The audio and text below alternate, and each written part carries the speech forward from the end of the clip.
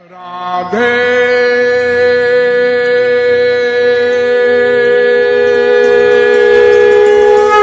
जगद्गुरुत्तम स्वामी श्री कृपालु जी महाप्रभु की जय।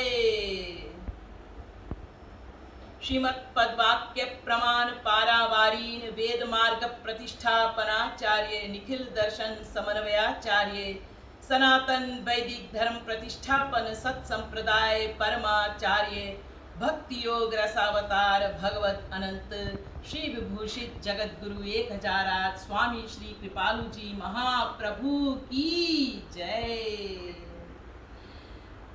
Dear devotees, today is the day, 14th of January, year 1957. Our beloved Gurudev Jagat Guruttam Swami Shri Kripaluji Mahaprabhuji was honored with the supreme most title of Jagat Guru Uttam by Kashi Vidvat Parishad. And as we devotees have heard over and over again that in this title we hear the Kashi Vidvat Parishad honoring Sri Maharaj Ji as Bhakti Yoga Rasavatar and as Nikhila Darshan Samanvayacharya, the reconciliator of all the existing Vedic philosophies which are found very much in contradiction. He reconciles all the philosophies of the Vedas and plus of all the greatest of the sages and saints and Jagat Gurus prior to Sri Maharaj Ji.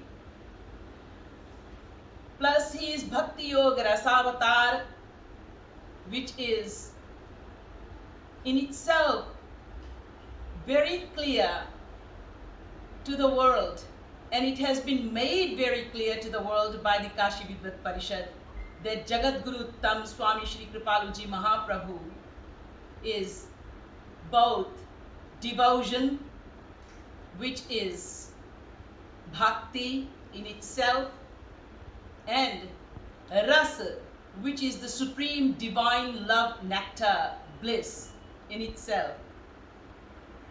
United together, Sri Radha Krishna descension on this earth planet. Thus devotees realizing whom we have found as our Guru, as our guide, as our spiritual master, we all at least today should remember that we have found the supreme spiritual master. We have been graced with the supreme Jagat Guru Uttam in our lives. Realizing this truth, we should make all our efforts to shed tears and long for the meeting of Sri Radha Krishna, of the supreme divine beloved, by practicing bhakti, devotion in exclusive and pure unconditional manner, as Sri Maharaj Ji has put in Radha Govind Geet, Kripalu Trayodashi. In Kripalu Trayodashi, the Radha Govind Geet, couplet number 10 of Kripalu Trayodashi.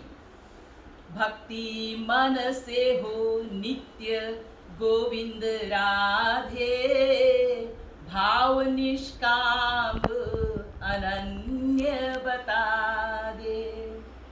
So by practicing devotion with the mind and constantly practicing devotion without stop, without ceasing even for a second, and also having pure unconditional love and exclusive devotion to our Lord. In this manner, let us all aspire to practice what our beloved Gurudev has graced us with and given us the supreme gift of practicing devotion. And let us all try to make this human life most worthy of living. and attain our supreme divine beloved Lord. Radhe Radhe. बोलिए श्रीमद् सद्गुरु सरकार की जय। जगत गुरुत्तम स्वामी श्री कृपालु जी महाप्रभु की जय। जय जय श्री राधे, जय जय श्री राधे, जय जय श्री राधे।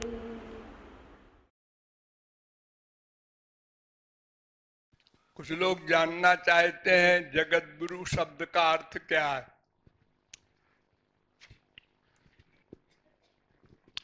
ये उपाधि क्या है?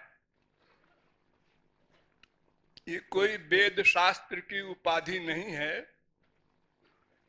ये पहल ये जगत गुरु शब्द का प्रयोग भगवान के लिए हुआ था।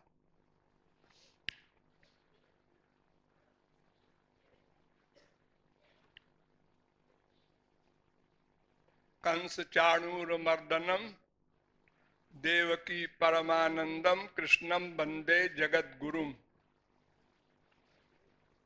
भागवत में भी आया है, जगत गुरुम भर्तृबुद्ध्या तासाम किम वर्ण्यते तपः। जगत गुरु श्री कृष्ण के प्रति जिन जिन जीवों ने माधुर्य भाव का प्यार प्राप्त किया वो धन्य है। तो जगत गुरु शब्द है तो बहुत पुराना, लेकिन ये कोई ऐसी डिग्री नहीं है। वो चाहे उसको गुरु कहो चाहे जगत गुरु कहो, सबका एक अर्थ है। गुरु किसे कहते हैं? गुम रौत इति गुरु, जो अंधकार को माया को भगा सके, अपने अंतःकरण से निकाल सके, वो गुरु है। और जगत गुरु का अर्थ क्या? सारे संसार के अंधकार को निकालने में जो समर्थ हो। तो जो एक के अंधकार को निकाल सकता है वो संसार भर के अंधकार को निकाल सकता है। ये कोई खास बात नहीं। तो चाहे गुरु कहो चाहे जगत गुरु कहो, एक अंतर ये है कि गुरु शब्द का प्रयोग होता है हम जिसके शरणागत हैं। मान लो कि हमारे संसार में 10 महापुरुष हैं इस समय, तो उसमें सारे महापुरुषों को हम महापुरुष कहते हैं, संत कहते हैं, महात्मा कहते हैं, लेकिन गुरु नहीं कहते। हम जिस संत के शरणागत होते हैं उसको गुरु कहते हैं। सब गुरु हैं, सब समर्थ हैं माया के निकालने में, लेकिन एक तो सबके सिद्धांत कुछ कुछ भेद है, भिन्न है। हमारे यहाँ जगत गुरुओं में भी शंकराचार्य, निम्बारकाचार्य, माध्वाचार्य, सब जगत गुरु अलग अलग ढंग से भगवान की परिभाषा करते हैं, जीव की परिभाषा करते हैं, संसार की परिभाषा करते हैं। थोड़ा थोड़ा अंतर है, लेकिन माया के निकालने में सब समर्थ है। हम जिसकी शरण में जाते हैं उसकी जो पद्धति हो साधना की, हमको उससे मतलब है। अपने गुरु में अनन्य रहना और अपने गुरु की बताई हुई साधना में अनन्य रहना और अपने इष्ट देव में अनन्य रहना, ये 3 बातें समझने की हैं। यानी हम जिस गुरु की शरणागति में हैं उसी में हमारे मन की, बुद्धि की शरणागति होनी चाहिए, उसी की सेवा करनी चाहिए, उसी को हम भगवान के बराबर मानकर आज्ञा पालन करें। और जो साधना बताया है हमारे लिए गुरु ने, उसी साधना को माने। और कोई साधना शास्त्र वेद में लिखी भी हो तो उसको न माने, उधर न जाए। नहीं तो जैसे 4 दिन हमने ये साधना किया, 4 दिन दूसरी साधना किया, ऐसे साधना बदलते रहेंगे तो कभी लक्ष्य नहीं प्राप्त होगा। और इष्ट देव, जैसे राधा कृष्ण हमारे इष्ट देव हैं। अब कोई कहे लक्ष्मी नारायण को मान लो, कोई कहे शंकर पार्वती को मान लो। तो इस प्रकार भगवान के सभी अवतार हैं बहुत से, लेकिन हम जिसमें निश्चय कर चुके, राधा कृष्ण जो सुप्रीम पावर हैं, सब उन्हीं के रूप है, अंश है। फिर भी राधा कृष्ण की ही भक्ति करना, अपने गुरु की ही भक्ति करना, और भक्ति का जो प्रकार बताया है हमारे गुरु ने, बस उसी का अनुसरण करना। और वो 3 प्रकार का है। श्रोतव्य, कीर्तितव्यश्च, स्मर्तव्यश्चेच्छता भयम। दूसरे स्कंद के पहले अध्याय का 5वां श्लोक। सुखदेव परमहंस से परीक्षित ने प्रश्न किया कि जीव का हमारा क्या लक्ष्य है, संक्षेप में बताइए। उन्होंने कहा महापुरुषों से सिद्धांत सुनो, सिद्धांत बलिया चित्ते ना कर आलस। सिद्धांत समझने में आलस्य न करो। कौन खोपड़ा भंजन करे, बहुत आवश्यक है। सिद्धांत का ज्ञान नहीं होगा तो बार बार पतन हो जाएगा।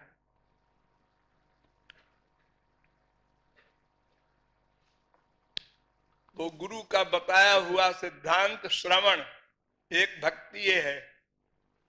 इस समय आप लोग श्रवण भक्ति कर रहे हैं। और फिर उसका कीर्तन, नाम लीला गुणादि नाम उच्चैर भाषा तो कीर्तनम। रूप गोस्वामी ने परिभाषा की है, भगवान का नाम, गुण, रूप, लीला, धाम, जन, इनका उच्च स्वर से गाकर कीर्तन करना कीर्तन है। और जो मेन भक्ति है वो है तीसरी, स्मर्तव्य, भगवान का स्मरण करना। 2 प्रकार की प्रमुख भक्ति समझ लो, साधना भक्ति। एक तो फिजिकल माने शारीरिक, और एक मानसिक।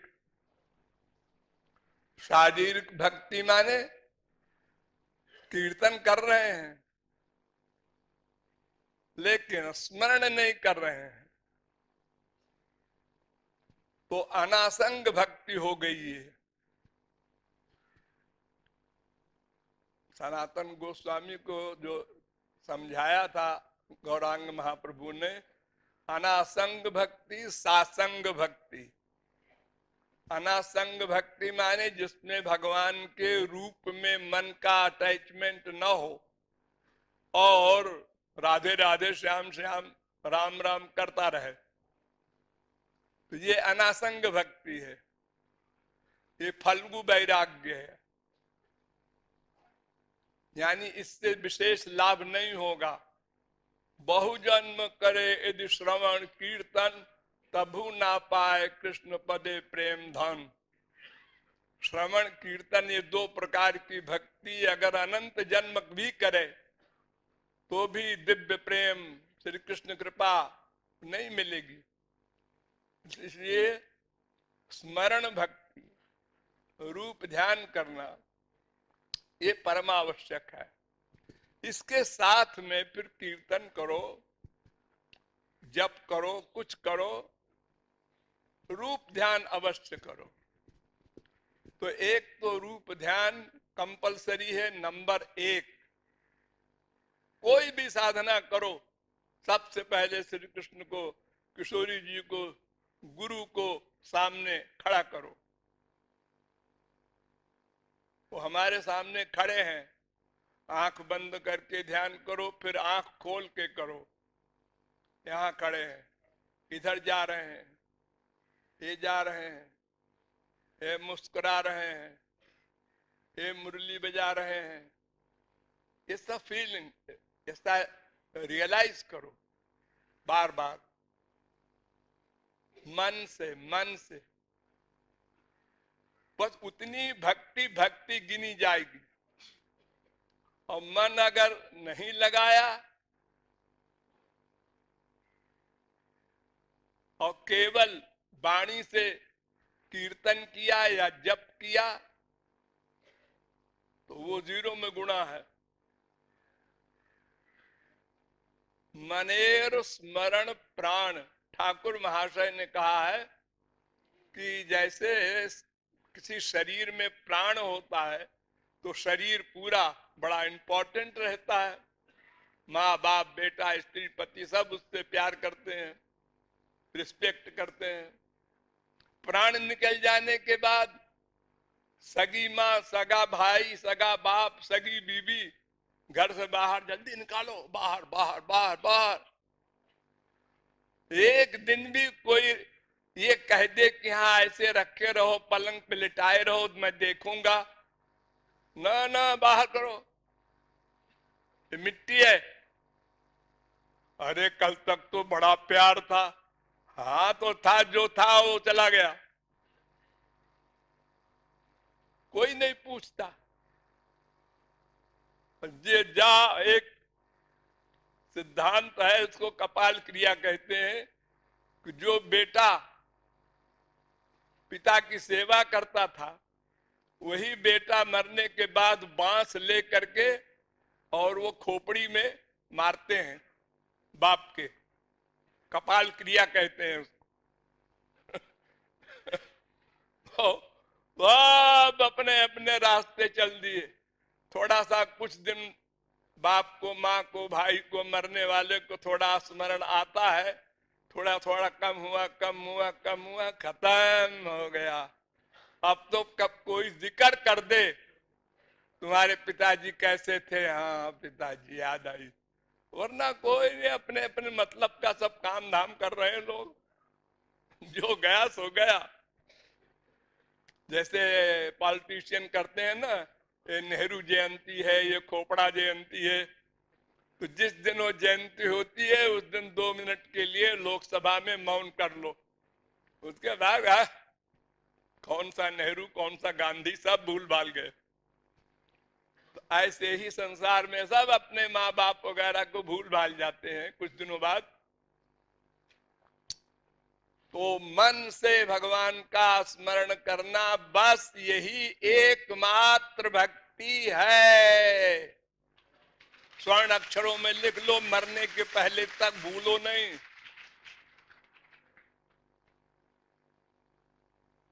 ये जो ऐसा भी लिखा हुआ आता है, गौरांग महाप्रभु ने पूछा एक ने कि वैष्णव की परिभाषा क्या है। उन्होंने कहा जिसने एक बार भी श्री कृष्ण कहा हो वैष्णव है। ऐसे ही कह दिया महाप्रभु जी ने कि लोग भगवान के नाम की लालच में आगे बढ़े। एक बार क्या, अनंत बार राम राम श्याम श्याम बोलो, कोई फल नहीं मिलने वाला जब तक स्मरण न हो। अरे भक्ति, अटैचमेंट कुछ कहो उसको, वो मन को करनी है। मन संसार में अटैच्ड है, इसीलिए सारा दुख है। 84 लाख में घूमना, उसी मन को भगवान में अटैच्ड कर दो, ये भक्ति है, इसी का नाम। बस कोई नया काम नहीं है। मायके में जब तक लड़की का अनुराग था, ये संसारी भक्ति, और ससुराल में जाते ही जो ससुराल में अटैचमेंट हो गया, ये ईश्वरीय भक्ति। और कोई खास बात नहीं है उसमें। और कुछ लोग जो उनके गुरु असमर्थ हैं, अज्ञानी है। हमारे देश में तो 99.9% लोग वेद का नाम भी नहीं जानते और हजारों चेले बनाए हुए हैं। शास्त्र नहीं जानते, पुराण नहीं जानते और सिद्ध बने हुए हैं। तो उस पाखंडियों को आउट करने के लिए हमारे यहाँ ये जगत गुरु की परंपरा चलाई गई कि एक पूरे भारत देश को एक ऐसी पर्सनालिटी मिल जाए जहां अंधा बन करके आदमी जाके समझ ले हम क्या करें, गुरुजी ने कहा ऐसा करो, बस चले आओ अपना करो उसको। रास्ते में जो रुकावट आवे फिर गुरु जी से जाके पूछो। तो उसको जगत गुरु की उपाधि दे दी जाती है कि हम सब भारत के विद्वान ये एडमिट करते हैं कि ये श्रोत्रिय प्लस ब्रह्मनिष्ठ है। ये जो बताया मैंने, माधवाचार्य, शंकराचार्य, निम्बारकाचार्य सब ऐसे हुए हैं, ओरिजिनल जगत गुरु। अब उनके चेले के चेले के चेले सब जगत गुरु कहलाए जा रहे हैं हमारे देश में। एक शंकराचार्य के 4 शंकराचार्य हो गए, एक और नकली बन गया, 5 हो गए, और फिर मुकदमेबाजी हो रही है कौन जगत गुरु असली है कौन नकली है। नकली बन गया, 5 हो गए, और फिर मुकदमेबाजी हो रही है कौन जगत गुरु असली है कौन नकली है। ये जोकरी हमारे देश में बहुत चल रही है। तो ये जगत गुरु की उपाधि वो जब सब विद्वान मिलकर किसी को देते हैं तो इसीलिए कि हम प्रमाणित करते हैं कि इसको शास्त्र वेद का ज्ञान है। इससे जाकर शरणागत होकर प्रश्न पूछकर समझकर साधना करो। और साधना मैंने बताया 2 प्रकार की होती है, एक शारीरिक और एक मानसिक। तो शारीरिक भी रखो साथ में, अच्छा है, इंद्रियां हैं तो इनको भी काम दे दो, इसलिए कीर्तन होता है। इंद्रियां भी हैं, उनका भी वर्क हो रहा है, लेकिन मेन वर्क मन का है, प्रमुख मन का है, इसको भूलो नहीं। संसार की भक्ति किया किसने? मन ने। संसार से वैराग्य होगा किसको? मन को। भगवान का अनुराग होगा किसको? मन को। सब कुछ मन पर है। बाहर से वो दिगंबर बिना कपड़े के घूमे, जंगल में रहे, कुछ करे, इससे काम नहीं बनेगा। चंदन से पूजा करे मूर्ति की, ये कुछ नहीं, बेकार है, तो फिजिकल ड्रिल है। जप करे बैठकर गुरु मंत्र का या राधे राधे इसी मंत्र का, संख्या करे 1000, 2000, 4000, 8000, इससे कुछ नहीं होगा। संख्या वंख्या से भगवान नहीं मिलते। मिला ही न रघुपति बिनु अनुरागा, किए जोग जप ज्ञान विरागा। बड़ी बड़ी चीजों से नहीं मिलते। श्री कृष्ण योग इतना कठिन अष्टांग योग होता है, यम नियम आसन प्रत्याहार प्राणायाम ध्यान धारणा समाधि। तो आजकल तो असंभव है, लेकिन जब कभी होता भी था तो उससे भी न माया निवृत्ति हो सकती है न भगवान की प्राप्ति हो सकती है। मन का अटैचमेंट करना पड़ेगा। जब कीर्तन करने बैठे हो तो सबसे पहले भगवान को, गुरु को अपने सामने बैठा कर रखो, जरा भी अलग न हो उनसे। और जब कीर्तन के बाद संसार में कर्म करने जाओ तो उन तीनों को हृदय में रख लो। हाँ, आप लोग हृदय में बैठिए, मैं संसार का काम करने जा रहा हूं। ड्यूटी ड्यूटी माँ के प्रति, बाप के प्रति, बीवी के प्रति जो ड्यूटी है वो करो फिजिकल। मन का अटैचमेंट नहीं है, अपनी माँ में भी नहीं, अपने बाप में भी नहीं। नहीं नहीं, अगर तुम्हारी माँ महापुरुष है तो कर सकते हो, अगर तुम्हारा बाप महापुरुष है तो उसमें मन का अटैचमेंट कर लो, उसी को गुरु मान लो। भृगुर वै वारुणी वरुणम पितर मुपससार, वेद कहता है कि भृगु जो वरुण के लड़के हैं वे अपने पिता के पास गए और पूछा कि ब्रह्म क्या है। पिता ने ये नहीं कहा गुरु के पास जाओ, क्योंकि पिता ब्रह्म ज्ञानी है, इसलिए बेटे को वहां बाप भी मिल गया और गुरु भी मिल गया, दोनों का लाभ मिल गया एक जगह। वास्तविक महापुरुष होना चाहिए तो उसमें मन का अटैचमेंट करो, माँ हो, बाप हो, भाई हो, पति हो, कोई हो, काम बन जाएगा। लेकिन अगर महापुरुष नहीं है तो फिर तुमको परमिशन नहीं देता वेद की माँ से प्यार करो, बाप से करो, बेटे से करो। अगर माँ संसारी आसक्ति वाली है और मरने के बाद वो गधी बनती है तो तुमको गधे का बच्चा बनना पड़ेगा, वहीं जाओगे। जहां मन का प्यार होगा उसी की प्राप्ति होगी मरने के बाद।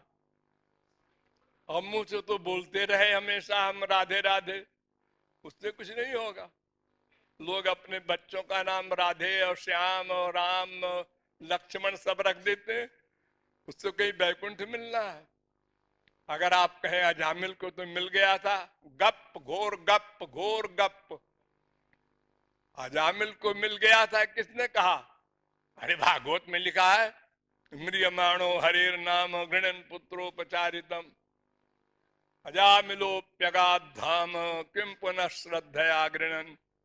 मरते समय बेटे का नाम लिया, उसके बेटे का नाम था नारायण, और वो मर गया तो उसको गोलोक मिला। गलत। ये सब भागवत के पंडित लोग आप लोगों को बहकाते हैं।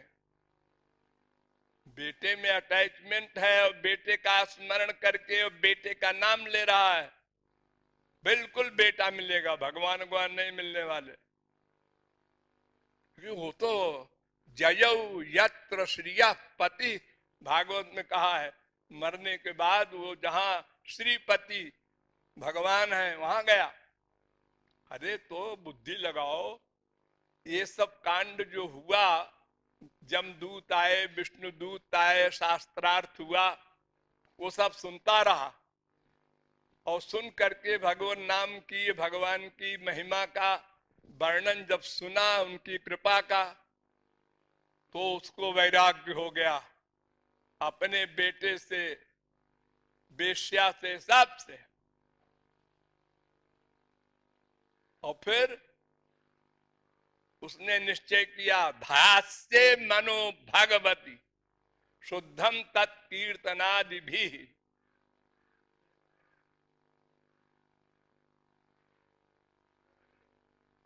भगवान में मन लगाऊंगा, कीर्तनादि भी, साथ में कीर्तन वगैरह करूंगा, नवधा भक्ति। और इत जात सुनिर्वेदा, इस प्रकार पूर्ण विरक्त हो गया।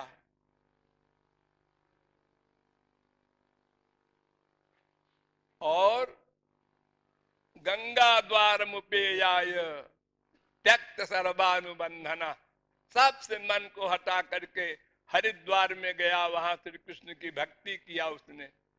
तब जब मरा कई साल बाद, तब गोलोक गया। जब जमदूत और विष्णु दूत आए तब मरा वरा नहीं, ये तो उसने देखा सब दृश्य कि ये विष्णु दूत है, ये जमदूत है, जमदूत कह रहे हैं पापात्मा है, इसने बेटे का स्मरण किया और बेटे का नाम लिया। विष्णु दूत कहते हैं नहीं, ऐसा नहीं होगा। ये सब पिक्चर सामने उसके मन में आई, दिखाई पड़ी, और उसके बाद वो भी मरा वरा नहीं। फिर वो गया हरिद्वार और वहां भगवान की भक्ति की, कितने साल की ये नहीं लिखा भागवत में, लेकिन पूर्ण भक्ति की होगी तभी भगवत प्राप्ति हुई। हैमम विमान, सोने का विमान आया गोलोक से, उस पर बैठ कर गया। तो भक्ति मन के बिना नहीं होती, उसका नाम भक्ति ही नहीं है। भज सेवायाम धातु है, उसका अर्थ है सेवा करना, मन से चिंतन करो। तीन चीज, तन मन धन, ये तुमको भगवान ने दिया है। तन मन धन, इन तीनों से भगवान और गुरु की सेवा करना है। तन से सेवा हमेशा नहीं मिलेगी, क्योंकि अधिकांश गृहस्थ लोग हैं, उनके पास टाइम नहीं है। जब मिल जाए कर लो। और मन से हमेशा मिलेगी। मन पर किसी बाप माँ बेटे बीबी का कंट्रोल नहीं है, उसको हमारे हाथ में है। हम मन से चाहे जहां मन को लगावे। और धन वो सबके पास अलग अलग क्लास का है। कोई लखपति है, कोई करोड़पति है, कोई अरबपति है, कोई कौड़ीपति है। तो जिसके पास जो कुछ है उसी से सेवा करे। एक गरीब का 100 रुपया वही मूल्य रखता है जो अरबपति का 1 करोड़ रुपया है। लेकिन गरीब ये न सोचे कि मैं ऐसे कह दूंगा हमारी महाराज जी 2000 तनख्वाह है, मैं क्या सेवा करूं। अरे 200 की करो, करना है, कंपलसरी है। चेतस तत्प्रवणम सेवा तत्सिद्ध्यै तनुवित्तजा, तनुजा वित्तजा और मनोजा, ये 3 प्रकार का दान होता है। एक तो मन बुद्धि का, और एक शरीर से, और एक धन से सेवा। इससे अंतःकरण की शुद्धि होती है। अगर अधिक धन है और वो दान नहीं करता हरि गुरु को, तो आपको पता है वेद व्यास को बड़े गुस्से में वेद व्यास ने लिखा है महाभारत में, द्वा वंभसी निवेष्टव्यौ गले बद्ध्वा दृढ़ाम शिलाम धनवंत मदातारम दरिद्रम चा तपस्विनम। अर्थात इन 2 आदमियों के गले में बहुत बड़ी चट्टान पत्थर की बांध दो और उनको समुद्र में डाल दो। जगन्नाथपुरी में। और पत्थर क्यों बांधे भाई? अरे वो फिर कहीं तैर के निकलना आवे, इसलिए। क्यों, क्या पाप किया है? धनवंत मदातारम, पैसा है दान नहीं करता, अपने बेटे के लिए, अपनी बीबी के लिए, अपने नाती पोते के लिए सब इकट्ठा कर रहा है। धनवंतम अदातारम, धनवान है दान नहीं करता। और दरिद्रम चा तपस्विनम, जिसके धन नहीं है वो भगवान को गाली देता है, तुमने हमारे भाग्य में पैसा क्यों नहीं लिखा। वो देखो बगल वाला, वो अभी 1 साल के अंदर करोड़पति हो गया और मुझे रोटी दाल की मुसीबत है, ऐसा कैसा भगवान, क्यों कहते हैं। तो ये दोनों मूर्ख है, इनको भगवान की चिंता नहीं है, इसलिए इनको समुद्र में डाल दो, बड़ी भारी चट्टान गले में बांध के, ताकि ऊपर ना आ जाए फिर। तो हमें तन से, मन से, धन से यथाशक्ति भगवत संबंधी सेवा करना है, उससे अंतःकरण की शुद्धि होगी। लेकिन ये याद रखो कि मन का स्मरण प्रमुख है। सारी सेवा मन से करो। अगर कुछ नहीं है, तन नहीं से नहीं मिलेगा गुरु, भगवान नहीं मिलेगा हमको, तो मन से करो। हमने ये गुरु जी की पूजा की, हमने ये आरती की, हमने ये कपड़ा पहनाया, हमने भगवान को बुलाया, मैंने उनको यूं नहलाया, यूं कपड़ा पहनाया, यूं हीरो का हार पहनाया। मन से करो। 8 प्रकार की मूर्ति का वर्णन भागवत में है। शैली, दारूमयी यानी पत्थर की मूर्ति, लकड़ी की मूर्ति, बालू की मूर्ति। तो एक उसमें है मनोमयी, मन से बनाई हुई मूर्ति। तो कृपालु का सिद्धांत है मन से बनाई हुई मूर्ति की उपासना करो, पूजा करो, भक्ति करो। बाहर के मूर्ति का, पत्थर की मूर्ति का तुम पूजा करते हो, मान लो, पाप नहीं है, लेकिन तुम ठीक से भक्ति नहीं कर सकोगे। क्यों? अरे भाई, श्री कृष्ण है अनंत कोटि ब्रह्मांड नायक, तो उनको उसी क्लास की, उसी लेवल की माला पहनानी चाहिए, हीरो का हार। हमने तो हीरा देखा ही नहीं, हमारी हैसियत नहीं है। तो फिर तुमको ग्लानि होगी भीतर से, क्या बता, मैं ऐसे गरीब हुए, अच्छे कपड़े भी नहीं ठाकुर जी को ला सकते, और मूर्ति रखे हैं, पूजा कर रहे हैं, और एक चीज पूजा की नहीं रही। पूजा के समय चंदन नहीं रहा, अब वहीं से चिल्ला रहा है बीबी को, अरे पप्पी की मम्मी, चंदन कहाँ गया? नाक भाव सकोड़ के डांट रहा है गुस्से में। ये उपासना नष्ट हो रही है कि उपासना बढ़ रही तुम्हारी? तो ये बाहरी सामान की जरूरत जहां है, वो बीमारी मत पालो। मन से बनाओ, मन से नहलाओ, खिलाओ, पिलाओ, रूठो, सब जो कुछ अधिकार सब तुमको है। और फिर नए नए ढंग का बनाओ। आज मैंने भगवान बनाया, जो वो 2 वर्ष के थे, कल 5 वर्ष का बनाएंगे, अब उसके बाद 18 वर्ष का बना लेंगे, फिर 100 वर्ष का बना लेंगे, फिर घोर बूढ़े भगवान बना लेंगे, लठिया लेके चल रहे हैं। वेद कहता है, त्वम स्त्री त्वम पुमान त्वम कुमार उतवा कुमारी त्वम जीर्णे न दंडे न बंचसी। तुम पुरुष भी हो, तुम स्त्री भी हो, तुम बच्चे भी हो, तुम जवान भी हो, तुम बूढ़े हो कर लठिया लेके चलते हो। अब तुमको जो रूप पसंद हो उसका ध्यान करो, आजादी है। हमको तो जब भगवान लठिया लेके चलते होंगे तो बड़ा अच्छा लगेगा। हाँ, वैसे ध्यान करो। हमको तो छोटे से ठाकुर जी जो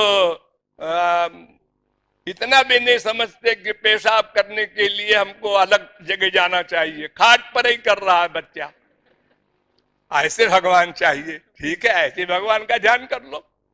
सब में छूट दिया भगवान ने, इतनी कृपा, कोई बंधन नहीं है। कहां बैठ के करें, शुद्ध जगह में, मंदिर में, ना ना ना, पाखाने में भी ध्यान करो। खबरदार, 1 सेकंड को मन हटा तो अपराध होगा। न चलती भगवत पदार बिंदालव निमिषार्धमपि यस वैष्णवाग्रह। 1/100 सेकंड को भी मन हटाने का काम न होने पावे। इसलिए जहां भी जाओ, जैसी पोजीशन में हो, भगवान का स्मरण करते रहो। बीबी पति की गोद में बैठा है, पति बीबी की गोद में बैठा है, हाँ बैठो, अपना ध्यान करो। बीबी समझ रही है हमारा ध्यान कर रहा है, हाँ अपना काम करते रहो। चालाकी, बेटे को चिपटाओ, हाँ बेटा बड़ा मेरा बेटा है, बहुत प्यार करता हूं, लेकिन प्यार न हो, प्यार भगवान से हो।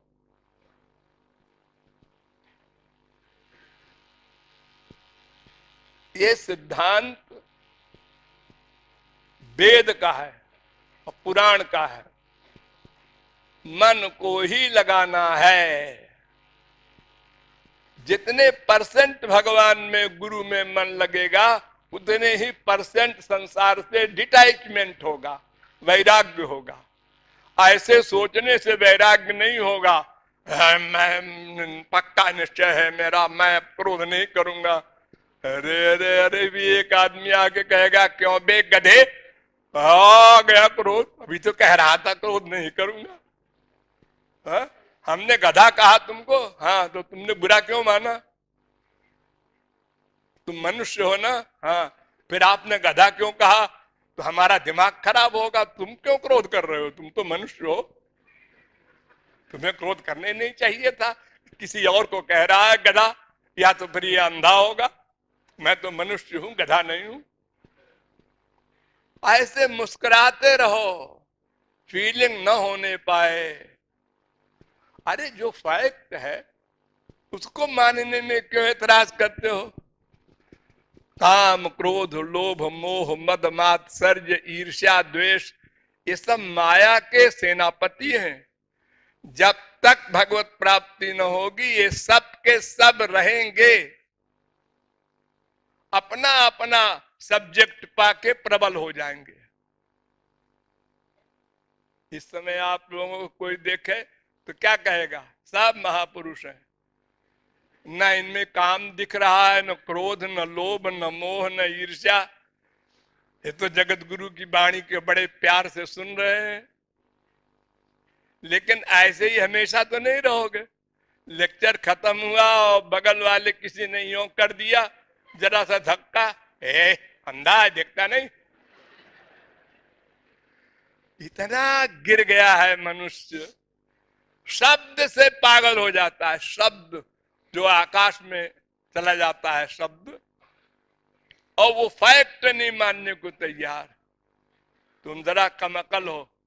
कमकल हमको कहा सबके सामने, गुरुजी ने कमकल क्यों कहा?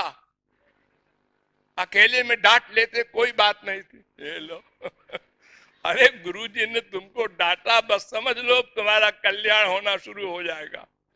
अपना माना तभी तो डांटा। तुम उल्टा फील करते हो उसको। संसार वालों की बात अलग है। तुम्हारा हितैषी माँ बाप नहीं है, वो तो तुमसे स्वार्थ सिद्धि चाहता है। बेटा हमारी सेवा करे, बुढ़ापे में हमको उठावे बैठावे सब कुछ करे, इसलिए तुमको उसने पाला पोसा है।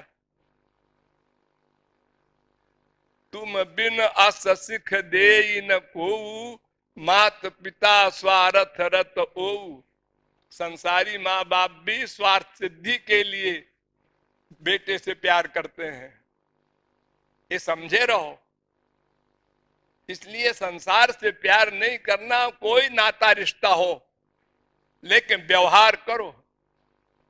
पिता बीमार है और तुम मटर गश्ती करने जा रहे हो कहीं, ये ड्यूटी नहीं है, गड़बड़ किया तुमने, अपराध किया। अरे उसको डॉक्टर को दिखाओ, इलाज करो, मन का अटैचमेंट न करो बस। देखो संसार में तुम 24 घंटे लोग क्या करते हैं? गृहस्थी लोग घंटे आधा घंटे को बीबी से बात कर लिया, मम्मी से बात कर लिया, बाकी 8-10 घंटे ऑफिस में काम हो या दुकानदारी हो, सब जगह एक्टिंग कर रहा है। आइए आइए आइए, इनको चाय पिलाओ भाई, साड़ी खरीदेंगे। वो 8-10 जो है तुम्हारी, जिसको फैमिली कहते हो, रिश्तेदारी नातेदारी, इसी ने बर्बाद किया है तुमको। इसमें भी एक्टिंग करो, इसमें भी एक्टिंग ठीक हो, एक्टिंग।